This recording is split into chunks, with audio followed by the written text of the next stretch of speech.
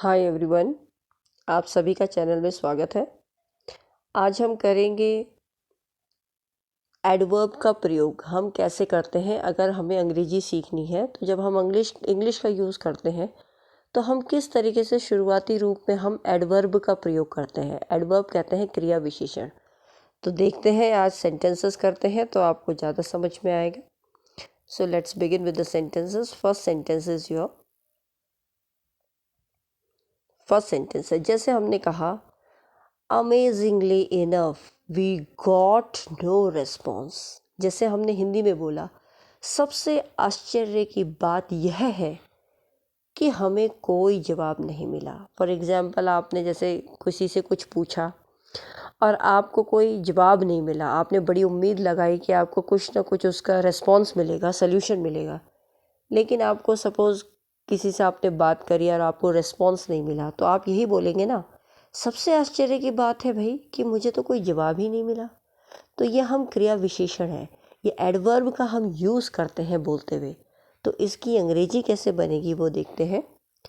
Amazingly, amazingly का मतलब होता है सबसे आश्चर्य। इनफ का मतलब होता है सबसे। तो अमेजिंगली इनफ, सबसे आश्चर्य की बात है, वी गॉट नो रिस्पॉन्स, हमें कोई जवाब नहीं मिला। We got no response, we got no response का मतलब होता है हमें कोई जवाब नहीं मिला। वी गॉट नो रिस्पॉन्स मतलब हमें कोई जवाब नहीं मिला। I hope it's clear to everyone. Next sentence पे चलते हैं। नेक्स्ट सेंटेंस है, हिंदी में मैं पहले बताऊंगी फिर उसकी अंग्रेजी देखते हैं। जैसे सामान्यतः धूम्रपान न करने वालों की अपेक्षा अधिक स्वस्थ होते हैं। कहने का मतलब ये है कि नॉर्मली ये माना जाता है कि जो लोग स्मोकिंग नहीं करते हैं वो लोग जो करने वाले हैं उनसे ज़्यादा क्या रहते हैं, स्वस्थ रहते हैं। तो इसकी इंग्लिश कैसे बनेगी? जेनरली का मतलब होता है सामान्यतः, नॉर्मली, जनरली, सामान्यतः। People who do not smoke मतलब धूम्रपान न करने वाले लोग आर हेल्दियर देन, मतलब वो किससे हेल्दियर है, देन दोज हु डू, मतलब उनसे ज़्यादा हेल्दी होते हैं जो करते हैं। तो ये बात क्वाइट नेचुरल भी है। आप भी जानते हैं जो लोग स्मोकिंग करते हैं वो लोग थोड़े कमज़ोर होते हैं, है ना, और जो लोग नहीं करते हैं वो थोड़े स्ट्रांग होते हैं, राइट। नेक्स्ट सेंटेंस देखते हैं। संक्षेप में हमें अधिक मेहनत से काम करने की ज़रूरत है। संक्षेप में, संक्षेप ये क्या है, ये एडवर्ब्स हैं, राइट। तो संक्षेप में का मतलब, संक्षेप को मतलब कहते हैं ब्रीफली। क्या कहते हैं? ब्रीफली। कहते हैं ना, प्लीज़ आप मुझे जल्दी से, आपको जो कुछ भी बताना है ब्रीफली बताइए, संक्षेप में बताइए। तो संक्षेप में का मतलब होता है ब्रीफली। हमें अधिक मेहनत से काम करने की ज़रूरत है, मतलब हमें, we need to work harder, मतलब हमें मेहनत करने की ज़रूरत है। और कैसी मेहनत? अधिक मेहनत। तो अधिक के लिए हमने क्या लगाया? हार्डर। वर्क, कार्य करना है, नीड, ज़रूरत है हमें। समझ में आ गया? तो हमें मेहनत करने की से काम करने की ज़रूरत है, संक्षेप में, ब्रीफली। नेक्स्ट, आई होप ये 3 सेंटेंसेस आपको क्लियर हुए होंगे। चलते हैं नेक्स्ट सेंटेंस पे चलते हैं। बाहर से वह शांत दिखाई दिया लेकिन अंदर से वह बहुत क्रोधित था। होता है ना, किसी से आपकी बहस हो जाए या आपको किसी से बात करने का मन हो, आपके साथ उसका व्यवहार अच्छा ना हो या आपको अच्छा ना लगता हो, तो बाहर से आप कहोगे कि बड़ा शांत दिख रहा है, लेकिन अंदर से वो बहुत ज़्यादा क्या है, क्रोधित है। तो इसका अगर हम इंग्लिश में सेंटेंस फ्रेम करेंगे तो हम बाहर से को कहते हैं एक्सटर्नली। ही लुक्ड काम, मतलब बाहर से तो वो शांत दिखा, काम का मतलब हो गया शांत। But he was very angry with in का मतलब अंदर से का मतलब होता है विद इन। तो कहते हैं कि एक्सटर्नली, बाहर से तो ही लुक्ड काम, वो बिल्कुल शांत लगा, but he was angry with in, लेकिन वो अंदर से क्या था, बहुत क्रोधित था, राइट। नेक्स्ट सेंटेंस है आपका, व्यक्तिगत रूप से मैं रेल से यात्रा करना पसंद करता हूँ। व्यक्तिगत को हम कहते हैं पर्सनली, भाई मेरी राय है, मेरी पर्सनल राय है। तो personally I prefer travelling by train, कहने का मतलब है पर्सनली, व्यक्तिगत रूप से मैं किससे यात्रा करना पसंद करता हूँ, रेल से। तो I prefer travelling by train. Next sentence, अंततः का मतलब होता है फाइनली, कहते हैं ना फाइनली, अंततः मैं हर एक के प्रति आभार व्यक्त करना चाहता हूँ। जैसे कभी होता है ना, कोई स्पीच दे रहे हो आप, या कोई स्पीच देता है तो बोलता है ना, एट लास्ट फाइनली मैं हर किसी का धन्यवाद करना चाहता हूँ, तो इसका मतलब आभार व्यक्त करना चाहता हूँ। तो finally I would like to thank everyone, इसकी अंग्रेजी क्या बनेगी, finally I would like to thank everyone. Next sentence को देखते हैं, सौभाग्य से विस्फोट में किसी को चोट नहीं आई। सपोज ब्लास्ट हो गया, एक्सप्लोजन हो गया, विस्फोट को एक्सप्लोजन कहते हैं। तो कहते हैं ना सौभाग्य से, फॉर्चुनेटली किसी को चोट नहीं आई, फॉर्चुनेटली कह लो या लकली कह लो। No one hurt in the explosion, मतलब किसी को भी जो विस्फोट हुआ उससे किसी को चोट नहीं आई। नेक्स्ट सेंटेंस है, सामान्यतः आम तौर पर मैं सुबह जल्दी नहीं उठता। तो सामान्यतः मतलब नॉर्मली, आई डू नॉट, ये डोंट लिखा है, आप इसको डू नॉट भी कर सकते हैं, इस कॉन्ट्रैक्ट ना करके, ये कॉन्ट्रैक्ट किया है इसलिए डोंट आ गया। तो कहता है कि normally I don't get up early in the morning, मतलब मैं नॉर्मली देखा जाए, सामान्यतः देखा जाए तो आमतौर पर मैं सवेरे नहीं उठता। नेक्स्ट है, दुख की बात यह है कि वह अपनी गलतियों से कभी नहीं सीखता। ये नॉर्मली हम बोलते भी हैं कि अरे पता नहीं इसको क्या है, अपनी गलती भी करता है लेकिन तब भी इसको कुछ सीखता नहीं है, तो बोलते हैं ना। तो दुख की बात को कहोगे सैडली, कहेंगे हम sadly. He never learns from his mistakes, मतलब वो अपनी गलतियों से कुछ सीखता नहीं है, तो इसकी अंग्रेजी बन गई sadly he never learns from his mistakes.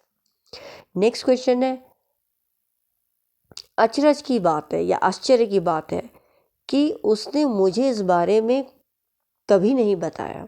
कहते हैं ना, बड़ी आश्चर्य की बात है कि उसने मुझे इस बारे में कभी नहीं बताया।